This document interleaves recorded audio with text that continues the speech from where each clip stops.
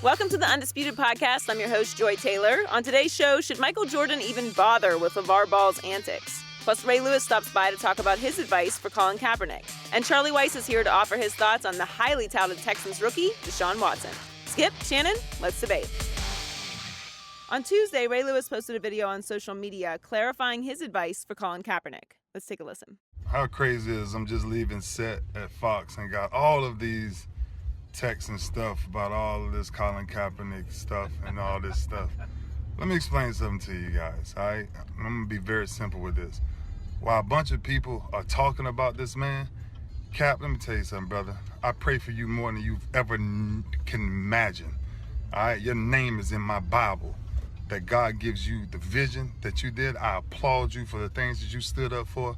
My brother, everybody else can speak for you, but until you speak for yourself and demand what you want to do in life, it's totally on you. But it's almost crazy that you see people always trying to respond. Let me tell you something, my man. I've made mistakes in my life, but I promise you, if you look at my track record, the mistakes I've made, I've never repeated twice. You understand? And so what I want to tell you is, from man to man, brother, I ain't got nothing against you. I wish you the best in life. I hope you chase whatever God got for you to chase, all right? And once again, I applaud what you stood up for, because I'm in the streets every day. So while people talking about what this and why Ray said this and why Ray said that, Ray ain't saying nothing. And if people really want to help you, if they really want to help you, man, they'll pray for you, brother. All right, they'll lead you the right way and stop encouraging you to be caught up in some of this nonsense. The battles you fighting, brother, people way before us been fighting these for many, many, many years. And that's why I take each and every one of these kids, and that's why I take them away from their environments and give them something else to see in life. And that's why I played the way I played. The football field is our sanctuary. If you do nothing else, young man, get back on the football field and let your play speak for itself. And what you do off the field, don't let too many people know, because they going to judge you anyway, no matter what you do, no matter if it's good or bad. All right? Cap, be good. Take care of yourself. Brother for life. A lot of people talking for you. A lot of people got your back. That was a video Ray Lewis posted to Twitter yesterday. Ray joins us now. Welcome, Ray. Good to see you. Good to see you. Ray, what did you hope to accomplish with that video? Yeah, honestly, Joy, when you sit back and you listen to so many people talk, you realize that a lot of people talk, men and women, and prayer changes all things, all things. And when you hear people talking about this kid, they're talking about him like he's an item, but he's a man. That's a young kid who's going through a trying time, and we talk about him like he's another track number. And you hear all these people talking about him, and Colin followed his heart. But sometimes you have to redirect your heart to make sure it aligns with your principles. Because if it aligns with your principles, then you'll understand that this platform that you have, God created this platform even in the presence of your enemies. So while people are talking, the only way you prove people wrong, I lived it, is you get back on the field and you let brothers speak for you. You let teammates speak for you. You let everybody else speak for you. But you take your platform. And the reason why I went so hard in the game, Skip, I went so hard because I wanted to give people hope that you can find yourself in something and keep going.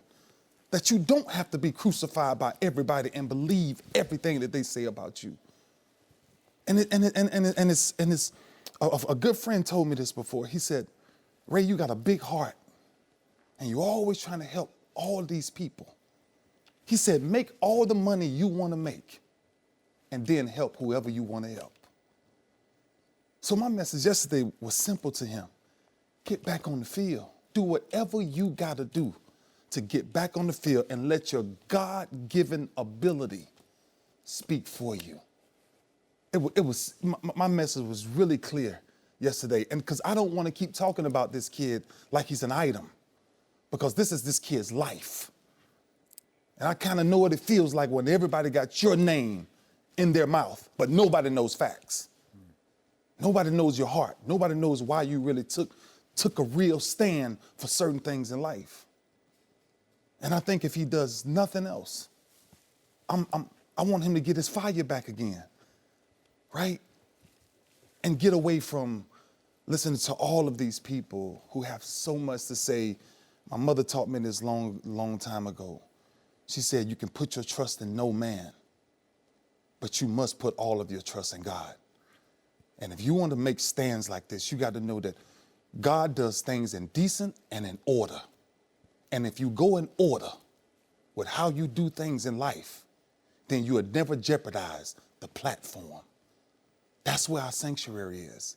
And that's basically what my message was. My message was really clear to him because I'm a father. But not just a father, Skip. I counsel so many young men.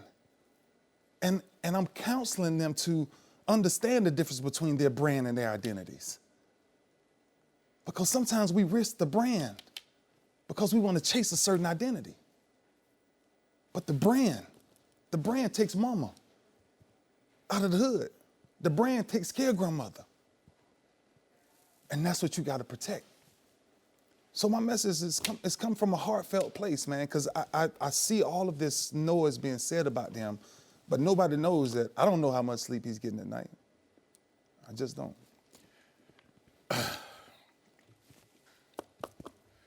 When Skip gave me the opportunity to talk about Colin Kaepernick, I really thought this was going to be a one-time thing. And then Skip just said, nope, you need to expand. You need to talk more about it. Yeah. So I really appreciate Skip giving me this opportunity. See, I'm confused on two levels, and not just by yours, Ray. You said you've made mistakes, but you've never made the same mistake twice. Mm-hmm. So you believe, or do you believe that what Colin Kaepernick did was a mistake? No. And see, that's where I think people don't understand. Because of I know what I did or didn't do. Right. But everybody was speaking for me as if they knew I did something. Well, he didn't have, because he took the action, everybody saw what he did, so he didn't have to speak or not speak. Well, regardless of if everybody saw it or not, Shay, even if everybody saw something, that's what makes magicians so tricky, because they can make the eye see one thing and then you say, how did you do that? But you never know the bottom line. So I think a lot of people want to know, when did this epiphany happen, Colin? When did you realize that this was also your calling, not only to play quarterback for the San Francisco 49ers in the National Football League, but when did this happen? Where were you? What occurred? How did it occur? When did it occur? Is that, you believe he needs to reveal that? To himself, because if he does, then he'll know what his fight is. So when I started to go in the hoods and really do the things that I do in the hoods, I started that in 1996. But nobody knew what I was doing in the hoods. Nobody knew that I was actually going in the hoods and paying for row houses and buying people clothes on the streets and taking all these kids and just feeding them something to eat. I used to go to Baltimore from 1996, 7, all the way through my whole career. And I used to just and you can go through Baltimore and ask the questions. I used to take bags of money and I used to just feed them and clothe them. But nobody knew that. Well, see, the thing that I'm trying to wrap my mind around is that he hasn't, he took the knee. Think about it, and I'm not going to get off track, but I just want to touch on this. Steve Bisciotti said that he's Catholic and they pray a lot. Colin Kaepernick took a knee. That's the way you come before the Lord. You say the Lord, you mentioned that a lot. You humble. You humble yourself before him. So he even humbled himself before the flag. That still wasn't enough. And for me, he not only did the talk, the man gave $1 million out of his own pocket, 60,000 pounds of food to the victim of Somalia in East Africa that the famine and the drought had struck. He did that. He passed out suits because he knows how hard it is for a convicted felon to get a job because they don't normally have the best attire. And they're already up against it because once they find out they're a convicted felon, I'm not hiring you, but he cleaned them up. He's going into neighborhoods. See, we say, okay, no. So he done his job then. So he's done his job. No, but see, you keep, right? But here's the thing, Ray. You said, okay, there have been a lot of people that was fighting this battle way before you. You could never you've never have enough soldiers to fight a battle. Who goes into a war and says, you know what? We got a limit on how many guys we can go fight. But you never, and this will never change. In business, you never jeopardize the core. What is he? Your core is what you do on the football field. He can't get on the field, though, Suge. Which is what just listen to my message clearly. That's why stop confusing my message. Don't confuse it. The message is simple. I'm asking Colin, whatever you want to do, let everybody else talk. But Colin Kaepernick needs to be back on the field. That's it. You can take it and run with it any way you want to run with it. My last words about this is, I would like to see this kid back on the field. Everybody's talking about him. You talking about him. Everybody talking about him. Y'all all got opinions. But you don't have an opinion until you actually are the person. Hello. Let's hear from Skip real quick. Go ahead. This is deep and this is tricky. But I want both of you to know how much I respect your heart and your heart, because they're good hearts. You, Shannon Sharpe, have been as passionate and powerful on this theme as you could ever be on any theme in your life. In fact, I think you've been at least as powerful as Colin Kaepernick has been publicly when he has spoken about a theme that desperately needed to be addressed. And I'm proud that you've addressed it day after day after day on this show. And I'm proud of Colin Kaepernick, as you are too, because the first thing you said was, I applaud what you stood up for. And it took guts. And he risked his career to stand up and become the face of a movement to make white policemen in this country aware of the fact that the black community is not going to sit or stand quietly. Right. While white policemen are shooting unarmed black men and women or people of color. And I believe Colin Kaepernick has had dramatic national impact on that. I also believe your heart's good. You have God in your heart. And I think I know enough to know I buy it. It's authentic. It's legit. Because I've been around you enough to know you walk your talk. And I think you genuinely care for and fear for Colin, because he has become the face of a very controversial movement. And you can argue he's put himself in harm's way with the rest of his career. So I think you're saying, correct me if I'm wrong, that at some point you can't fight the battle any more than you've fought it. And you had the line about, and again, you went all the way to this nonsense. It's not nonsense. That probably was, to me, that maybe is the wrong choice of words. But you want to say, this battle you're fighting, brother, people way before us have been fighting it for many, many, many years. God knows that's the truth. Yeah. So I think you're saying, don't fight it to the point you lose your platform, because you do need your platform. And I've said that before. You need somehow to preserve who you are and what God made you to be. He's a young man in the prime of his career. I made the case. I think he's been better the last 4 years than even Joe Flacco has been. So he deserves a job somewhere in this league, clearly. Can I ask a question? Yeah. Has Tim Tebow lost his platform, although he was out of the NFL? It's not quite as big as it was. But he still has that platform. You see, what the problem is that, and the thing is, Ray, I think this will be a great opportunity, because Time out though. Tim's platform is Christianity's platform. It's huge. It's already it's been there for thousands of years. So again, he just stands for that. And I'm cool with that. All right. But a lot of these people that are killing these unarmed black and brown men and women are Christians, Skip. Well, okay. And they don't. And my thing. Say they are. But that's my point. But my thing is, Skip, look at Baltimore. 63% of the population are African American. This will be a great opportunity for Steve Bisciotti to say, you know what, Baltimore? We support you. We got your back. This happened right there in that very community. Ray, see, when you keep going into these impoverished neighborhoods, you're preaching to the choir. You need to go get some of that to the congregation, to those well-off, wealthy white men. See, we keep having this conversation amongst blacks. We need white people to hear this, to listen, not just hear, to listen to us and to help this cause. I don't care. Colin Kaepernick could throw 50 touchdowns. But until prominent white men in America join in like they did during the civil rights movement, Ray, I don't care how much you speak, and they keep asking. They always say black folks pray. See, black folks have to pray, but they listen to rich folks and white folks. But black folks need to pray. All prayer. Prayer, God, come on now. I'm not saying stop praying, but I'm saying we need to ask others. We need people to have empathy. See, people have empathy for cancer patients because maybe a wife or a sister or a mother have suffered from that deadly disease. Autism, because we know parents that have that, so they have a personal and intimate knowledge.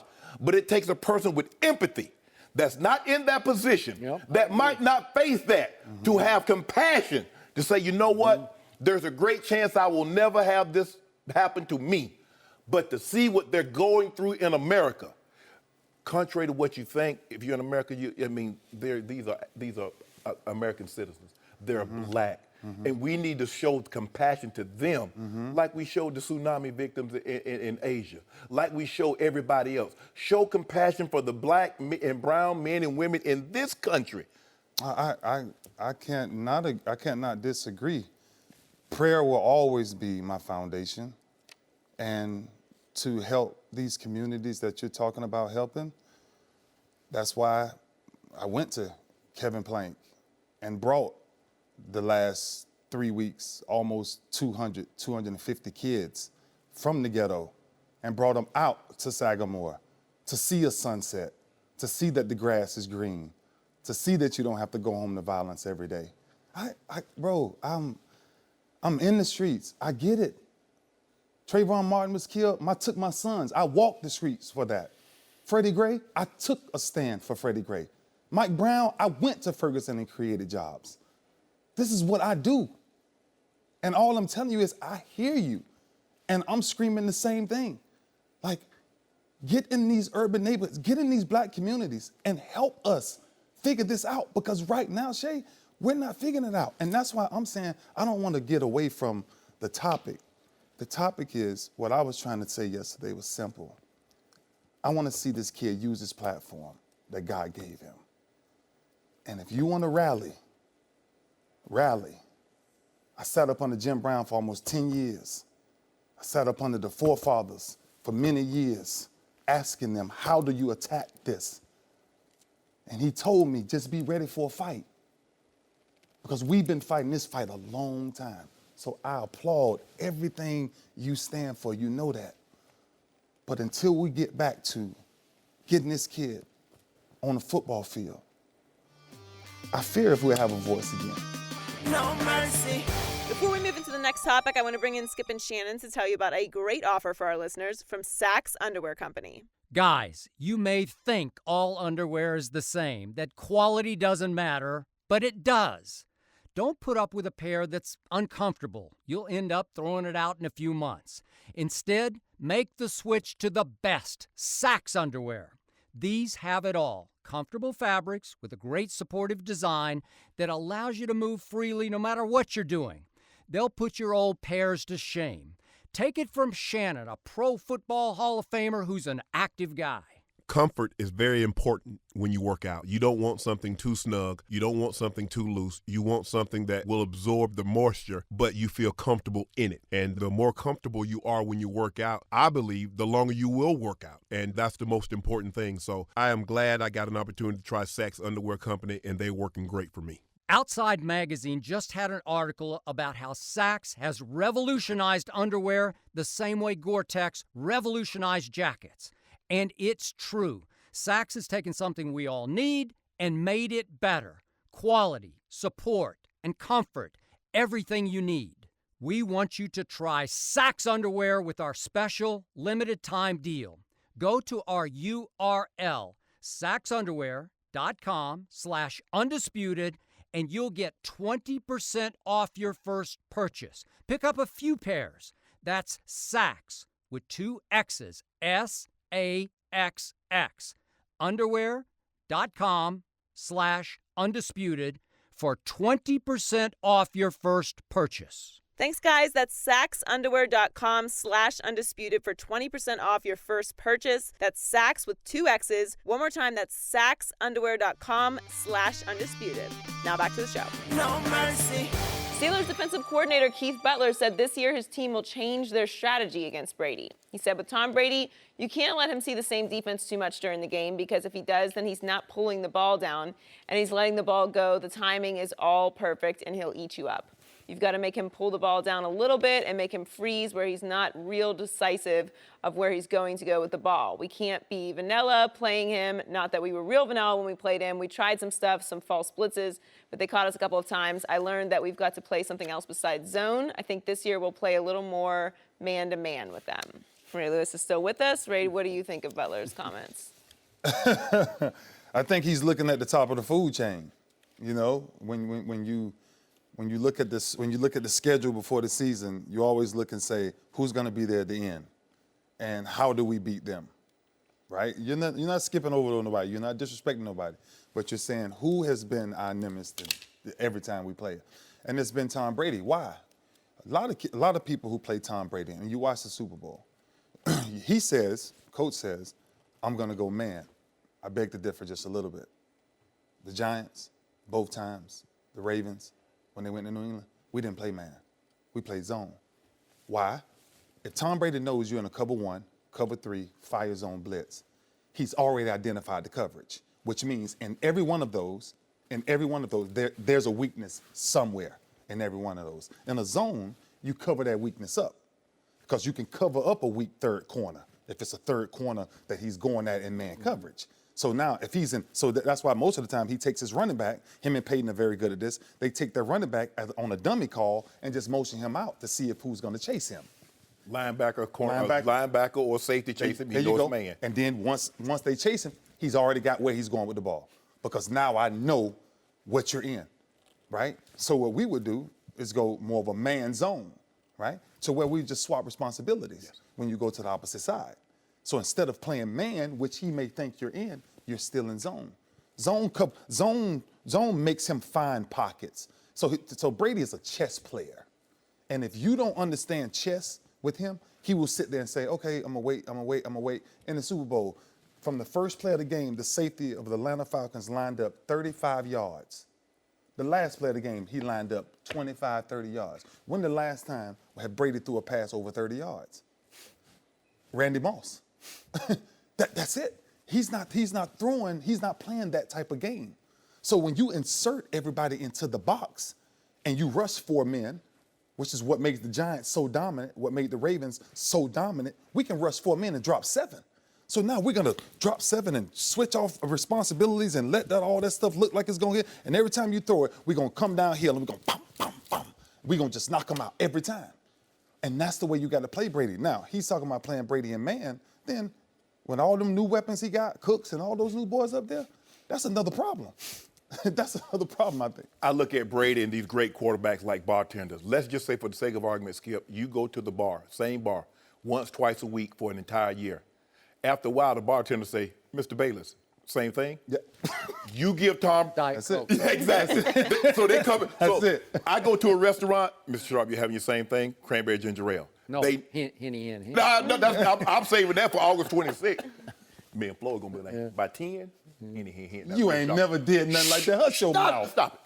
Wait, I try to say Sounds good. If you look at the teams that have beaten Tom Brady in his most meaningful games, hence AFC title games and Super Bowls, what could all of them do above all else? Rush the passer. Come get the quarterback. Yep. If you look at the Broncos in the last 2 AFC championship games that they beat them in, Von Miller, it was a 4-man rush. You had Von and D. Ware, you had Malik Jackson and Derek Wolfe. Yep. If you look at the Giants, they had 4 guys that could go get him. If you look at the Ravens, they played a 3-4 defense, but they had those 3-4 guys that could go get him. So you got to give him different looks. But they also had guys on the back end. You look at Talib and Chris Harris Jr., and you look at Roby, you look at their safeties. The Patriots went for it on 4th down, and the Broncos been playing man. They tried to drag Edelman all the way across, thinking that. You mean on the 2-point conversion? No. It was a 4th down play. Okay. Not the- Yeah. and they drug Element, they put him in motion, and they tried to sneak him. And they was hoping that he would chase, but he didn't. And then they played right into his hands. You got to give him a lot of different things. You can't play cover 1, cover 3. Harris, this is what you know about Tom Brady. He's not going anywhere. If he scrambled for 5 or 10 yards, oh well. Play 22 man. Play cover 6. Play cover 4. Play 88. Give him all these exotic looks. But I don't care what you play. If you can't get him off that mark, you got him. 9 yards deep, 9 yards wide, he will eat you up. And the reason why Pittsburgh can't beat him, they can't rush the quarterback. And their back end is not good enough to hold up long enough to give that rush a chance to get there. See, the Broncos, they don't have to hold up long back there. Because Vaughn and those guys were coming. That's how you get to beat Tom Brady. But if you don't get him off that spot, I don't care what you do. You're not beating him. Correct. So just to put this in perspective, Tom Brady lifetime against the Pittsburgh Steelers is 10-2, regular and postseason. Postseason 3-0, all AFC championship games, and this was another torch job of the Pittsburgh defense. So they tried to play zone, but they couldn't rush the passer. So Atlanta flipped the script in the Super Bowl, and Atlanta tried to play man the whole game. And for a while, I got to say, it was fairly effective. Because what were they doing, Skip? They got to Brady. Grady Jarrett had 3 sacks. They were bothering him. Yes. And all of a sudden in the fourth quarter, it got so desperate, they said they started working in some zone because they just couldn't stop him. And he went completely berserk, as we know, in the fourth quarter and overtime. And he goes 21 of 27 for 246 just in the fourth quarter and overtime. That's a game for most people. And that's when he got hot. And they got not, because they just couldn't figure out where's it coming from, and then they couldn't get to him. So what happened in 2015 at Denver, remember what happened down the stretch. I got to put this in some perspective. The offensive line was in a shambles because, remember, their famous offensive line coach, Dante Scarnecchia, had retired.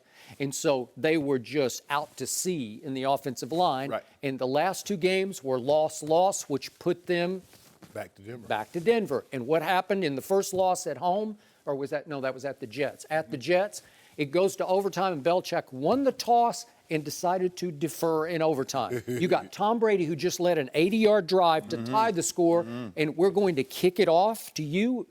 What? And that was the end of that one. Then he goes to Miami, and he decides, I can't protect Tom, so we're going to run in the first half. And they get behind and had to throw in the second half, and it was a disaster, and they wind up in Denver, where they could not protect Tom Brady. Scarnecchia comes out of retirement this past year, and that line it was pretty good last year. It looked borderline great last year. But here's what I'm seeing in Tom Brady, and this is what you disagree with me on. I swear to you, since that fateful Monday night, I think you might have been there, help me, back in 2014, it was the 4th week at Kansas City on a Monday night. Were you there? Yes, I was. 41-14 Chiefs. And I don't remember you saying it, but some of your cohorts on ESPN said, this is the end of Tom Brady as we knew and loved him, right? It's over because Belichick hasn't been able to surround him with enough talent. They just got destroyed on Monday Night Football, and that same Brady wound up destroying Seattle's defense in the fourth quarter of the upcoming Super Bowl. And from that point forward, to my eyes, he's gotten better over the last 2 years than he used to be. I swear he's gotten better. He looks livelier, he looks more flexible. And he's obviously just getting smarter by the snap. Yeah, but so to your point, what Brady's greatest strength is, and it'll never change. And that's why to keep getting better, there's a certain level of greatness that he's already reached, right? He's there. He's there. There's sharpening skills here or there. Better may be almost a stretch for him because he's there already. I got it. And so what the problem is, there are no defenses now can't just get the call from the coordinator. If the coordinator is running your defenses on the field, there's no way you'll beat Tom Brady. Too late? You got to be able to disguise and change it on the fly. You got to be able to move when he moves. When he changes something, you got to be able to change something. So does anybody have a Ray Lewis? People think you need edge rushers. You need guys to push the pocket in the middle. That's where I was going. What Malik Jackson and Wolf can do. Well, because Steelers now it changes will pocket. try their hand week 15 against the Patriots. No mercy. LaVar Ball made huge headlines back in March when he said, quote, "Back in my heyday, I would kill Michael Jordan one-on-one." In June, he added that he would make MJ cry if they played. On Monday, Jordan was asked about LaVar's comments at his flight school basketball camp.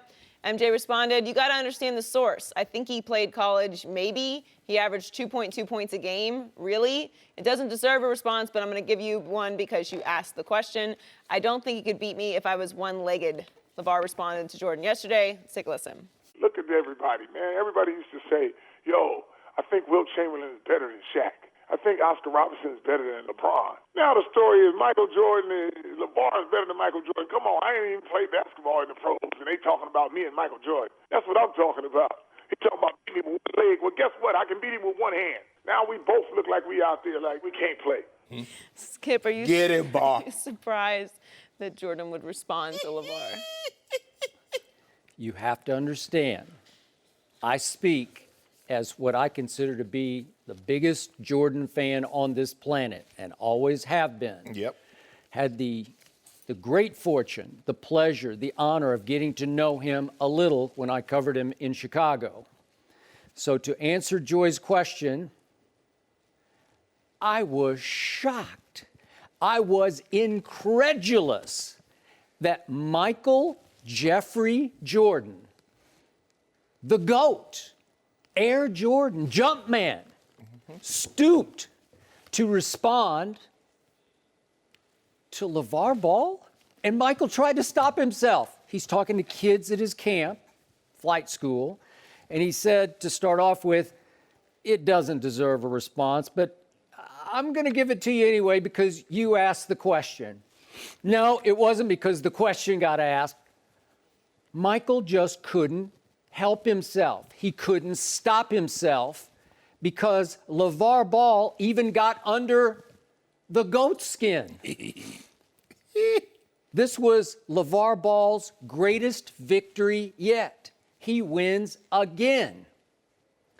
And let's put this in perspective, as LaVar is quick to do.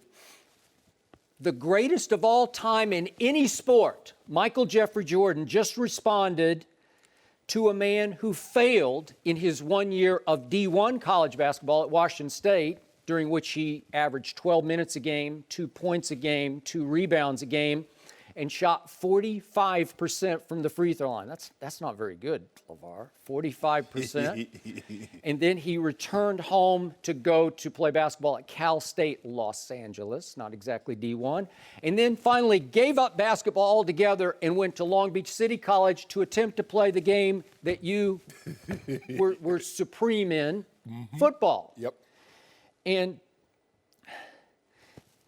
you know, I've never seen anything like this in my career, because the truth is, LaVar Ball has become big enough for the greatest player ever to respond to. Because LaVar Ball, over about a 2-month period, has become the most hated man in sports, the most talked about man in sports. I think the most entertaining man in all of sports is now LaVar Ball, because we can't get enough of him.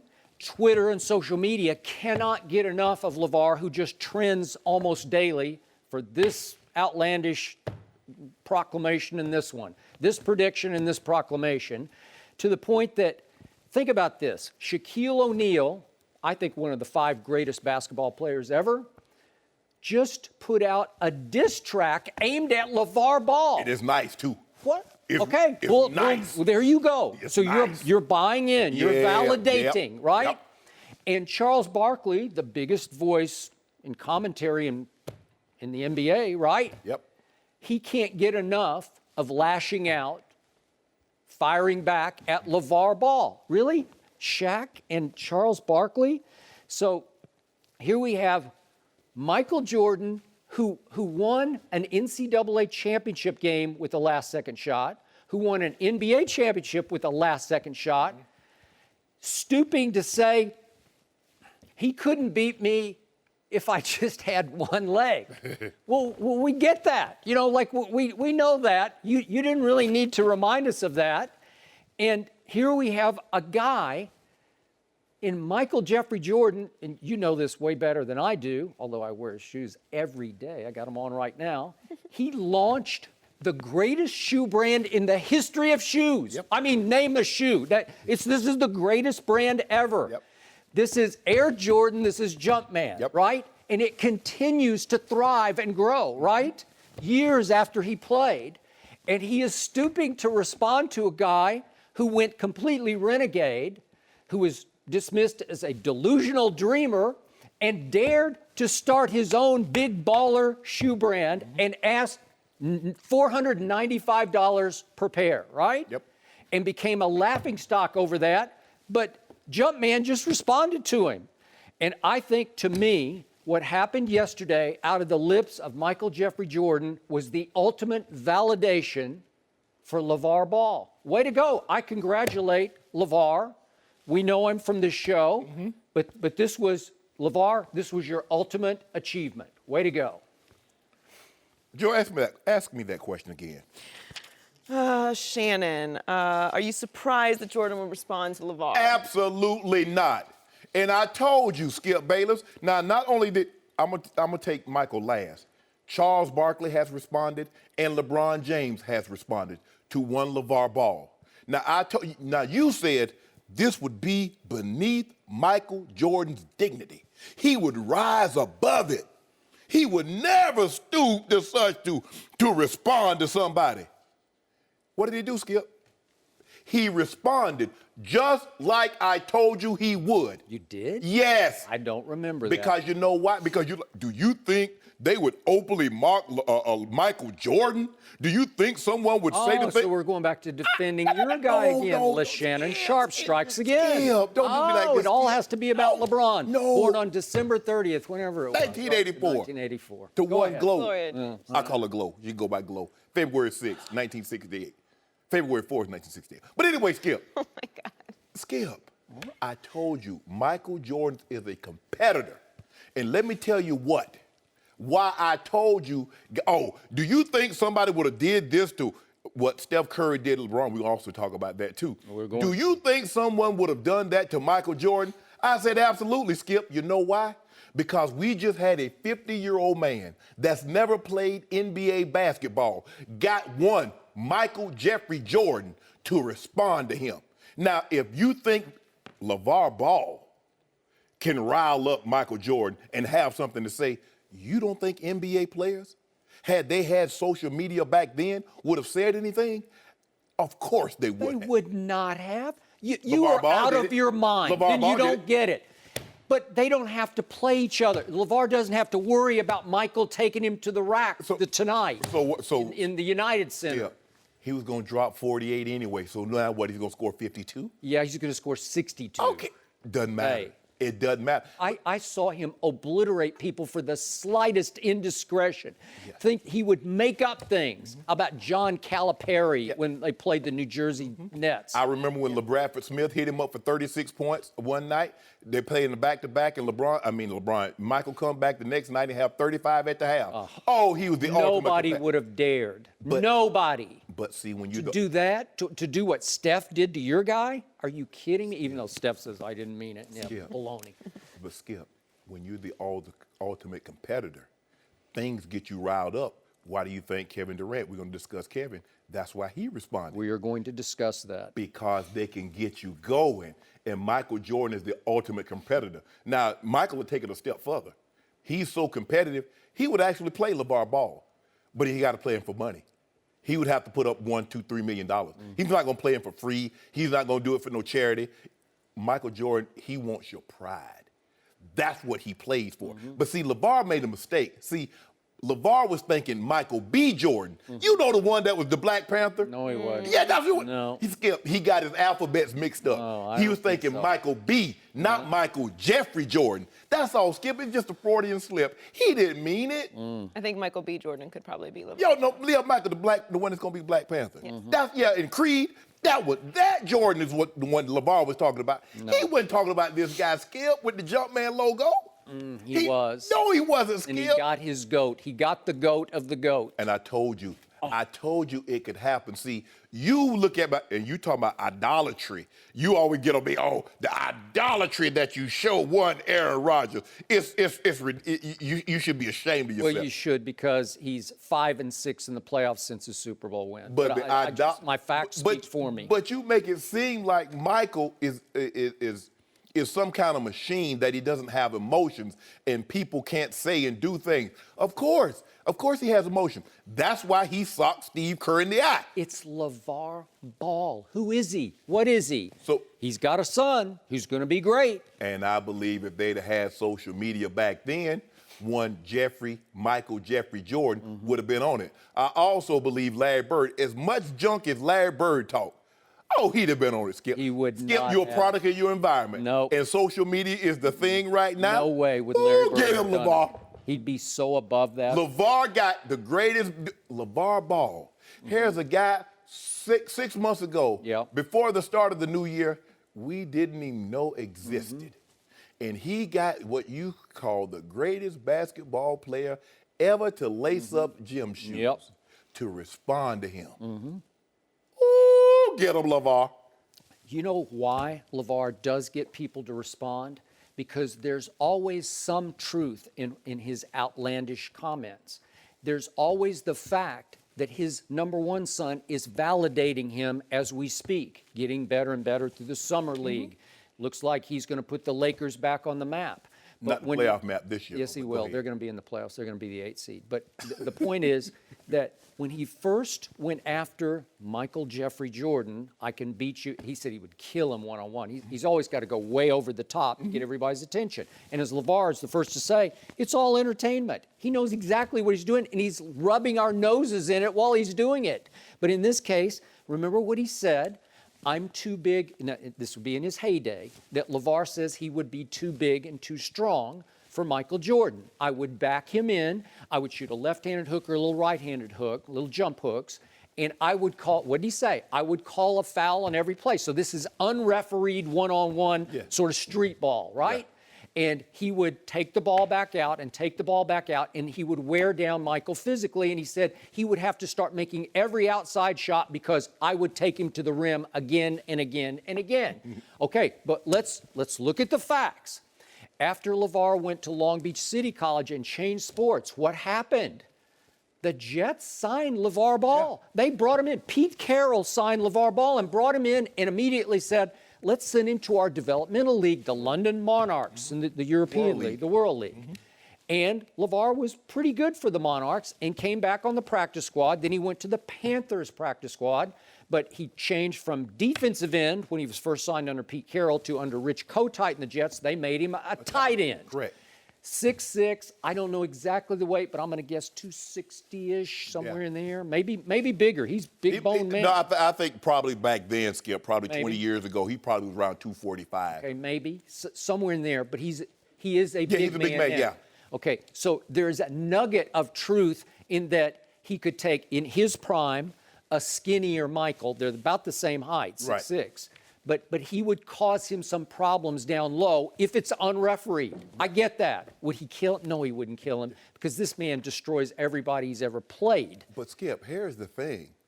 Michael Jordan knew exactly how many points LaVar Ball scored. He did. He got him. He got him. But you're telling me this man wouldn't been on social media. Why he worried about what LaVar? LaVar is 50 years old, married with three boys. One is in the NBA, another's in college, the other is a rising junior.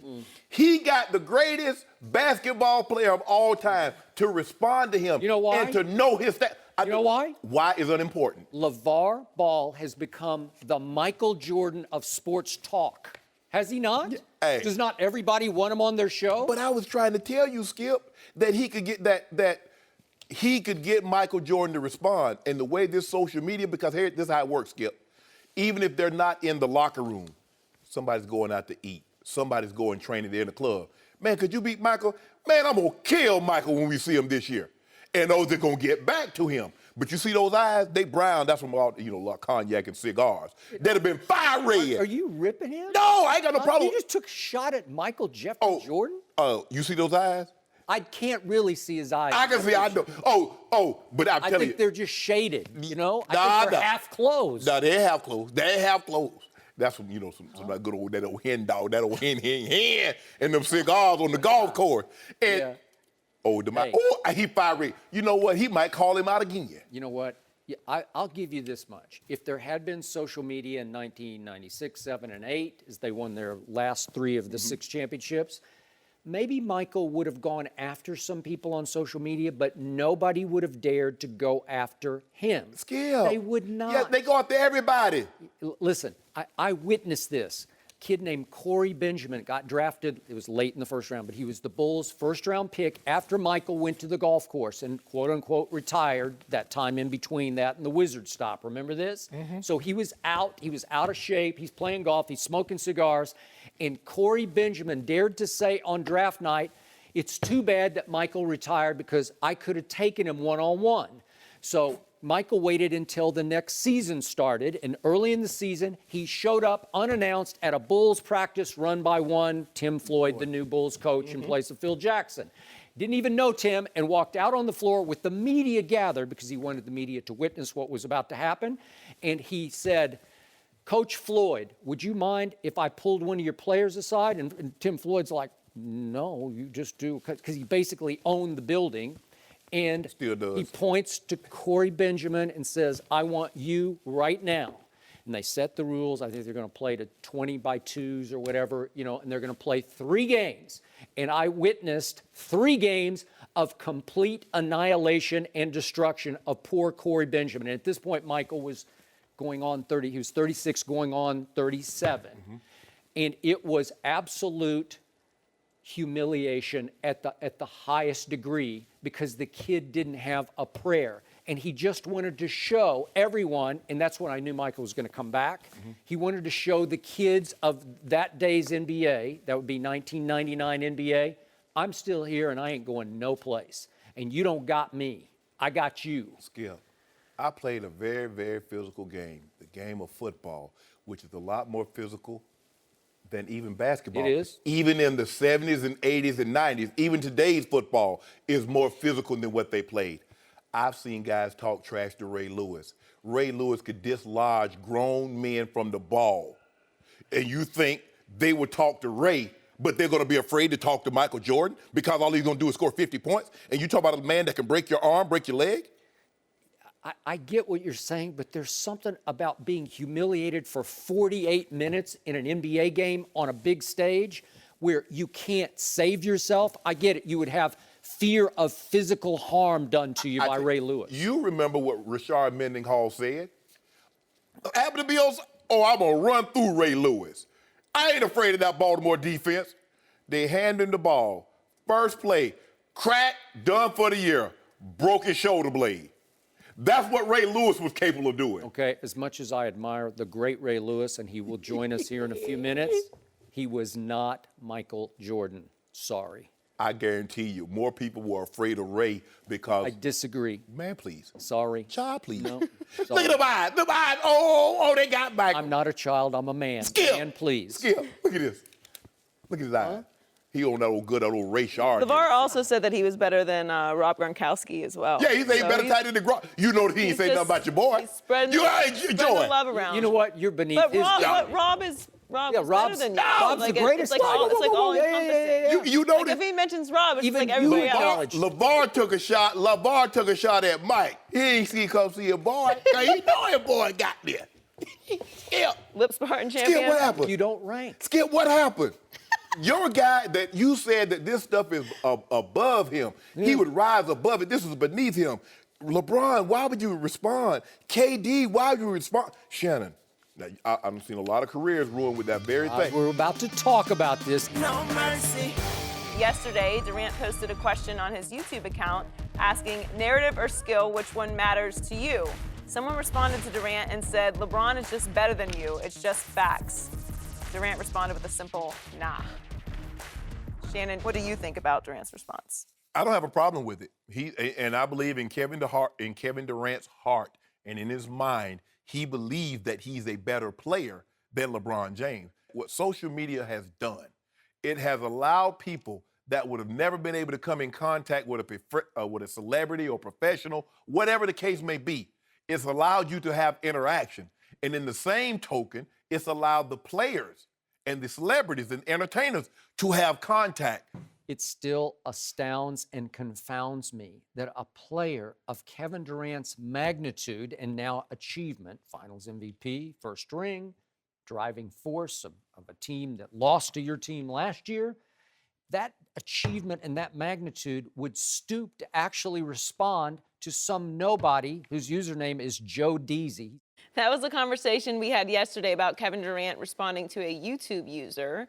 Well, yesterday, Durant responded to us. He posted on YouTube, "Hey, Skip, don't forget you're the voice of the people. Just because they disagree with you doesn't mean that you can cut them off completely. Look at your tweets, man. It's just sports talk. It's not life or death. Quote, you're taking the easy way out. That's why Shannon and I respond. It's fun. It's bleep talking. It's sports. We played, so I see why you wouldn't get that. On the other hand, you are right, though. I need to also respond to positive fans. Thank you, and keep repping, but sometimes you got to handle business. LOL." Shannon, what are your thoughts? Katie, know your boy. You heard say, me and Shannon. That's what he said. Normally call me Shan, but I told him to keep it professional. Hey, KD, if you're watching, do me a favor. If you really want to get up under Skip's skin, at your boy and shoot me about 5 million of those followers. Hey, LeBron, you do the same thing. I love it. You can have them. No, you can have 5 billion followers. KD, get at your boy at Shannon Sharpe. Skip, what's wrong? I mean, people want to know what KD's thinking, and he's responding. I get it. But, and like I said yesterday, I am not going to let one or two trolls ruin their experience for 99% of the people that have good intentions, that really want to know what Shannon Sharpe is thinking at that particular time. Now, there are some guys, women, or whatever the case may be, Skip, that they're sitting in their basement, they're on the computer, or they're in the car, wherever they may be, and they're trying to get you to say something that could put you in a situation where you lose your job, your career. People look at you in a different light. I never knew, because it happened to Amari Stoudemire. Remember, he responded with a slur and ended up costing him, what, $50,000 or $100,000? Yep. I'm not going to go there. But, Skip, I refuse to let one or two ruin it for the good masses. I'm not going to do that. And because remember now, I ask people not to judge us by our worst common denominator. So why would I in turn do that? Because then I'll become very hypocritical to say, okay, well, all of you guys, so now I'm not responding to any of you guys because one bad person ruined it for everybody. No, I'm going to judge each person on his or her individual merits. I have no problem with Kevin Durant responding, but he need to at your boy, at Shannon Sharpe, Katie. He on my side. He already said, I don't know what you can do to get it back on your side, but he on my side. Okay. I'm going to go deeper here than your key in this. I do appreciate Kevin's very thoughtful response, because I've gotten some responses in the past from Kevin that were not so thoughtful or so nicey nice. But now I'm going to respond to Kevin by saying his point was, I don't understand because I didn't play the way Shannon obviously played pro football, and Kevin plays at the highest level of professional basketball. Two dominant personalities and players. Mm-hmm. And if you want to enhance your brand, or because you're Shannon Sharpe and you want to give the people back a little piece of you, I get that. But Kevin Durant has never played the game that you now are forced to play against me day after day after day on this show.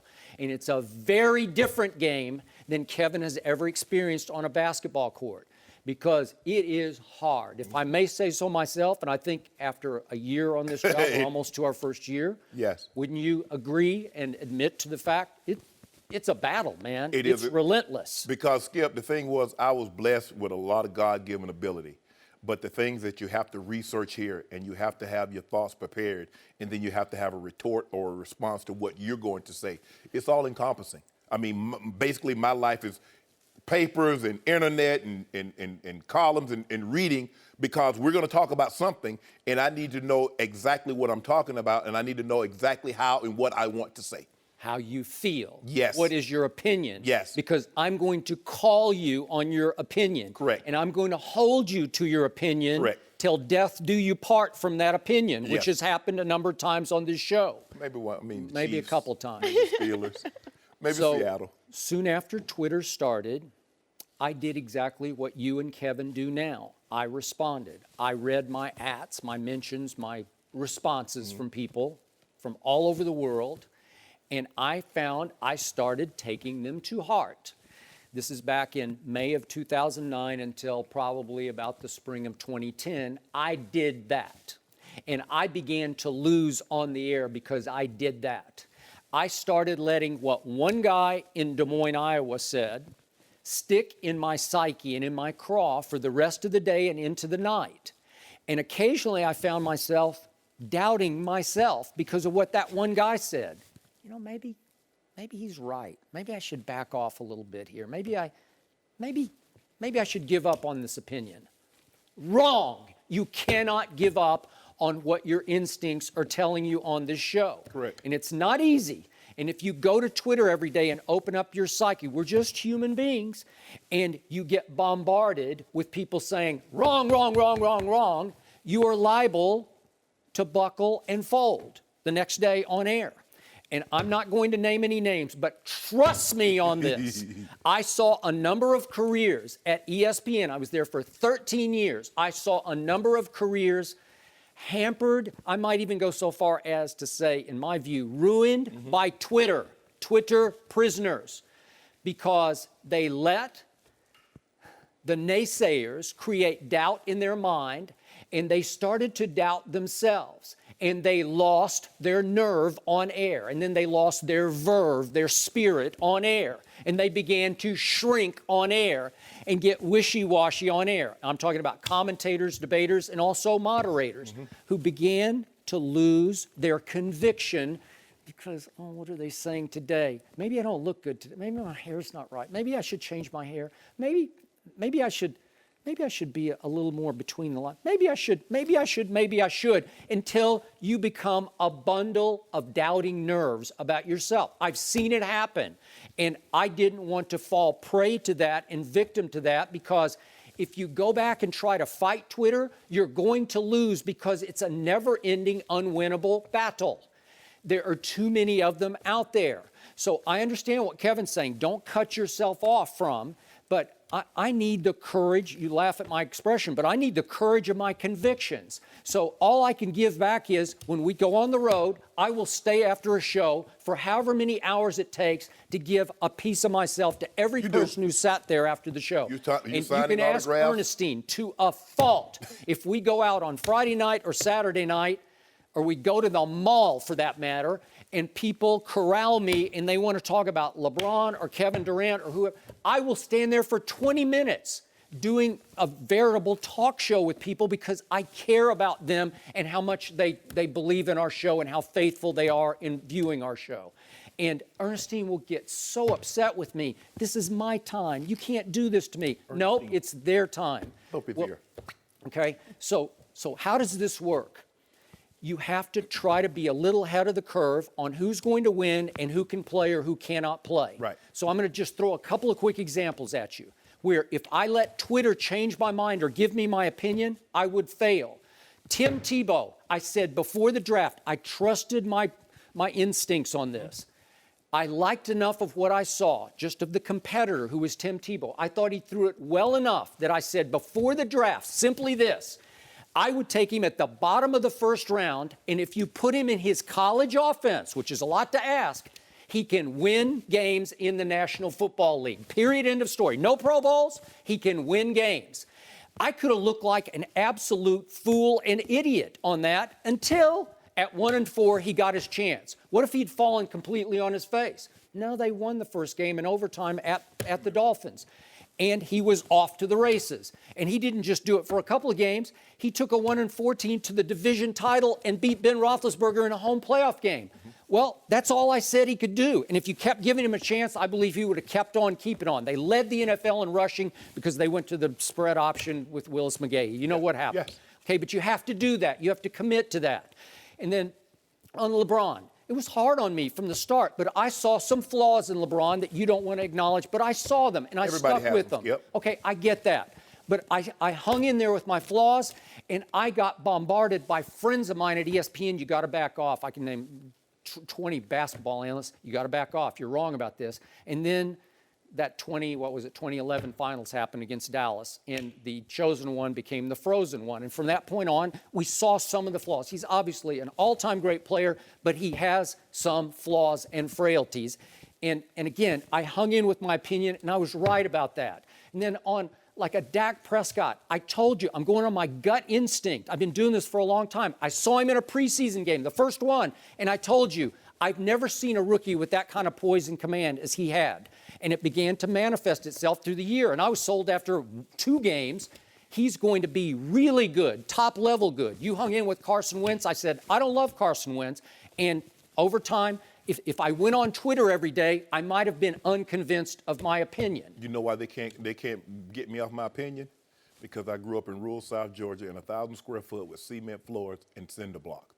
And I had a tin roof that leaked. And I had naysayers say, Shannon, you're not leaving Glenville. And I had naysayers at Savannah State say, you're not going to Savannah State. And I was never going to be anything, Skip. You can't.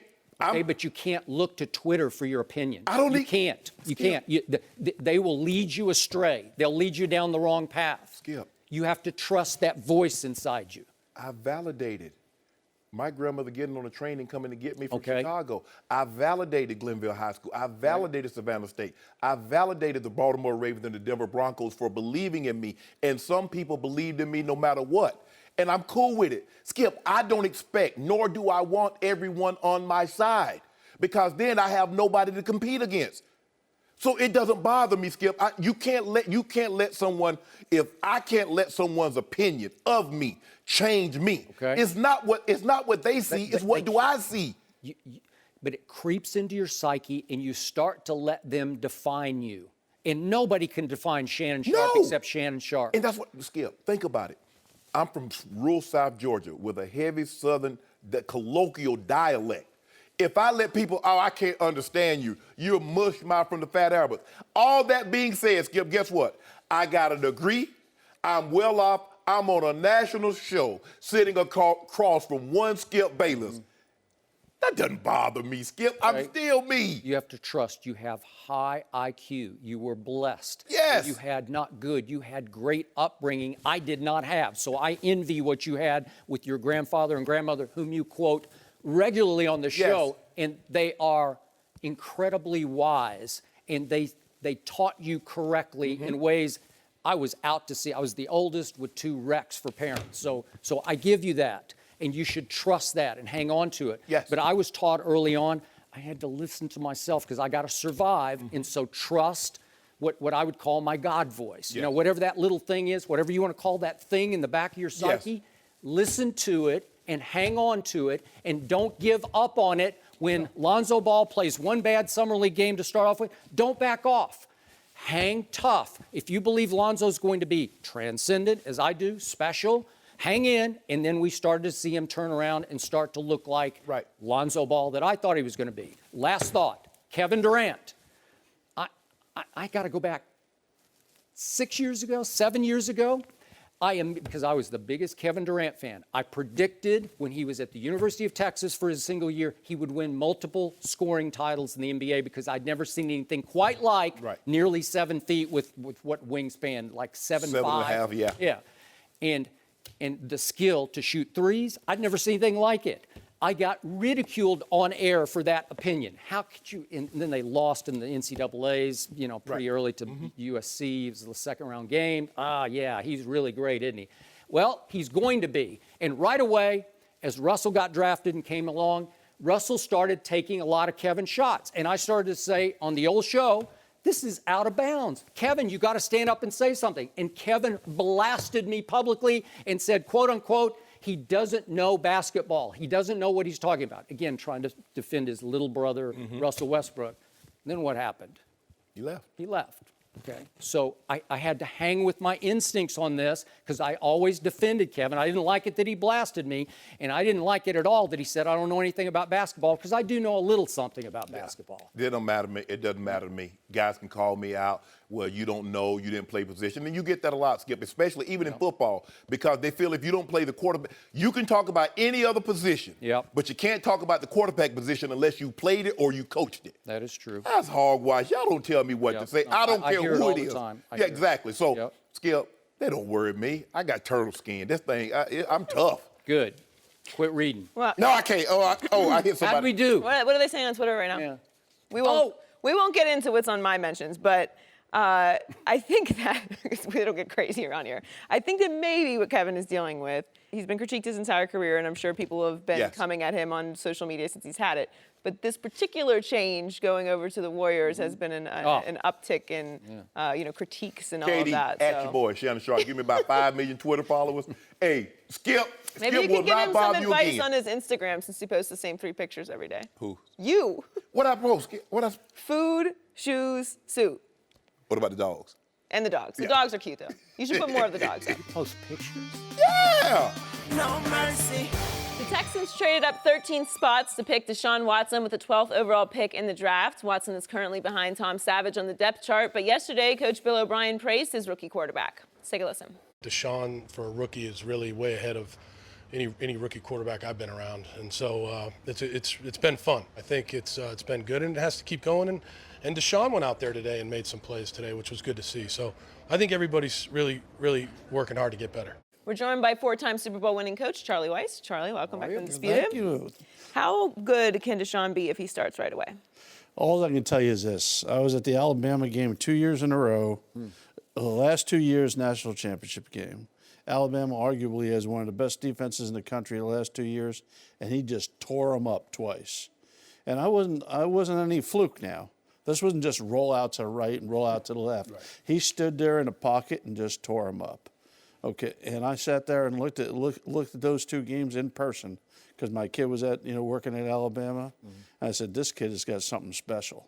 And the last 2 years, because I hadn't been coaching, I've done quarterbacks for the draft. And I liked him by far the most. Did you really? Yep, by far. Wow. So give us some insight into how difficult it would be to insert him, as the Cowboys were forced to insert Dak Prescott last year, into game 1 starting lineup for a kid who's not seen any NFL defense. Well, no disrespect to Tom Savage, who's currently one, but he really hasn't done anything yet in the league either. Yes. Okay, and that makes a big difference with a team. Like, you get a bunch of veterans, like, they just want the guy that gives them the best chance of winning. That's what they want. Now, what's the team going to do? Well, they're already pretty salty on defense. Yeah. Romeo had the defense. Now Vrabel's got the defense. They got an average division.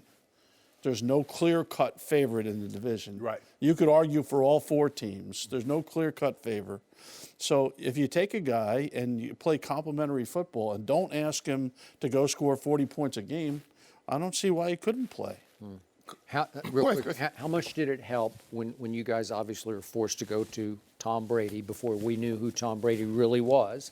How much did it help you had him in the system for a year before he got thrown into the fire? Oh, it definitely helped. It definitely helped that he had been around for a year. But when he started playing, we played as conservative as you could possibly play. I mean, we weren't throwing the ball down the field. We were winning games on a salty defense and a conservative offense and playing a complementary game. Now, I think they could do that with Deshaun, but to be honest with you, I mean, everyone wants to look at a kid like him and say, well, he's an athletic quarterback. He's a drop-back quarterback. And in the NFL, you need to be a drop-back quarterback if you're going to have stand the test of time. And this kid's got something special about him. Coach, you didn't disrespect Tom Savage. The Texans disrespected him by moving up 13 spots to select Deshaun Watson. And I believe if it's close, you got to start Deshaun Watson because he gains nothing by sitting on the bench watching Tom Savage. They know what Tom Savage is because if they thought he was all that, they're not moving up 13 spots to select this young man. He has what it takes, and I agree with you. And Skip and I, Skip and I were both. We like Deshaun because if you look at the eye test, big game, big stage, big lights, he performs every time. And not talking, well, you look at the talent that he had around him. Mitchell Trubisky, look, the guy couldn't start for 2 years. He couldn't be the guy that's on the practice squad, I think, at Buffalo now. So you can be all goo-goo. He has a big arm. He's prototypical. He's 6'4", 225. I think this kid has the right makeup. You don't go to a college, they unretire the jersey, which is expectations you're in that jersey, and do what he did. And now one thing that people don't understand is the locker room. Right. Okay, it all comes down to not just the coaches in their meetings saying who gives them the best chance, but you go to the practice field, everyone sees it. Yes. The fans don't see everything. Right. But you see it. You go out there every day and say, I mean, and at the end of the day, okay, is it close or is it not close? Right. One of them might beat out the other one just by performance every day because it might be in 7-on-7 that you're winning the job. Right. People just don't know where the job's being won. But I do know this: the guys in the locker room, when it's all said and done, will know that when O'Brien puts the guy who gives them the best chance to win in, they'll agree with him because he's not going to do anything other than that because this is one of those years where there's a lot of pressure around the organization. So let me ask you this, Skip, before you go. If it's close, do you go with Deshaun Watson or you put Savage in? If it's close. I'm always you go with the younger guy if it's close. That's my feelings. Yep. Right. You go with the younger guy. Because this is a guy that, right now the Texans don't have the face of the organization. Right. They had a wide receiver there for a while. They had a running back there for a while that were pretty special players. But right now they don't have that guy on offense. Mm-hmm. Right. I mean, he could be that guy on offense. I mean, and when you have that guy on offense that, right now you look at the Dallas Cowboys and you go to Dak Prescott. I mean, Dak Prescott over the wide receiver and the tight end and the running back, that's who you go to. Why? Because he showed up. Right. And if this kid shows up, they're going to be doing the same thing in Houston. So, Coach, before this draft, I told my man Shannon Sharpe, by far the best player in this draft is Deshaun Watson, and Cleveland will rue the day if they don't take him first overall. They took Myles Garrett. I'm not a big fan. I don't see it. But everybody who passed on Deshaun is going to ultimately regret it. And I thought the steal of the draft was that move they made. What was it, 13 spots? You won 13 spots. Yep, 25 to 12. And steal him at 12 because he will be this year's Dak Prescott. And I'm convinced already from what I'm hearing from Bill O'Brien, they will throw him into the fire because, as you point out, it's a pretty good football team. J.J. Watt, I guess he's going to be – it sounds like he's going to be healthy. So all of a sudden the defense goes up a whole big level. And I'm with you. Tennessee's getting a little better and a little better, and Jacksonville's got a lot of talent except at the quarterback position. Indy, Luck's going to be on maybe the PUP list for the first 6 weeks. It is made for Deshaun to take them places quickly because he's always been special. He won a state championship in Georgia. Yep. And he threw too many interceptions last year, but I'm convinced, and I said it all year, he was just waiting to get back at Alabama in the championship game to get even with them for what happened, the near miss the year before. He had almost 1,000 yards of total offense against Nick Saban's defense. Are you kidding me? You can't underscore that. Right. I mean, I think Nick Saban is as good as they get. You don't get any better than him. And that defense, even the year before, their defense was even better than it was last year. Okay, because they were too deep the year before. They were just rolling them through. Last year they were really good, but they weren't as deep as they were the year before. Line. But he just wore them out. And at the end of the game, you're sitting there as a fan. Now, of course, I'm rooting for Alabama. You knew what was going to end up happening. Yep. You knew he was going to throw a touchdown pass, or he was going to pull it down and run it in there. You just knew it was going to happen. Sad but true, but that's the way it is. Your point's well taken, though. I think that, first, don't underestimate Billy O'Brien's ability as a evaluator of quarterbacks. He did a nice job in New England after Josh left. They didn't skip a beat. I left. They got better when Josh got there. Josh left. Billy got there. That's just the way it went. But that's New England. This is Houston we're talking about right now. And I think that in that division right now, it's up for grabs. There's not a New England Patriot team in that division. Nope. Okay, there's not a clear cut. I mean, you could look at New England, you could look at Pittsburgh, Oakland/Kansas City. You could look at those four teams. Okay, those four teams are in the playoffs. Now, who else is going to make it? Well, somebody from the AFC South is going to be in there. Have to. Somebody's going to be in there. So, look, big picture. When I watch Deshaun, does he have the biggest arm? No, he does not. Is he the prettiest thrower of the football? No. Does it get where it's supposed to be quickly and on time and accurately? Yes, it always does, especially on the biggest stage. Well, when I was here the last time, I was asked this question over and over. Two factors. And I talked about the it factor with a quarterback, which he obviously has it because he's like the Pied Piper. Everyone follows him around. He does. And his head coach couldn't express any more love for the kid than he does. That's number one, and accuracy. Accuracy is by far the number one quality for evaluating a quarterback. How accurate are they? Charlie, can you tell Skip about Witten, what you said about Witten? Oh, yeah. What? Tell Charlie what you said. Witten can't run with Shannon. He can't. Well, once upon a time, Shannon, but not this Shannon. Well, I mean, he might pull a hammy in the first 10 yards. Well, then but it's assuming over. You lose. But assuming he doesn't pull a hammy in the first 10 yards. He's going to beat him? You know, We got to set it up. yeah. We'll sell tickets for it and everything. Yeah. Yeah. Just for Shannon's embarrassment. Okay, well, I'm throwing some money on Shannon on that one. All right. Charlie, thanks for joining us. No mercy.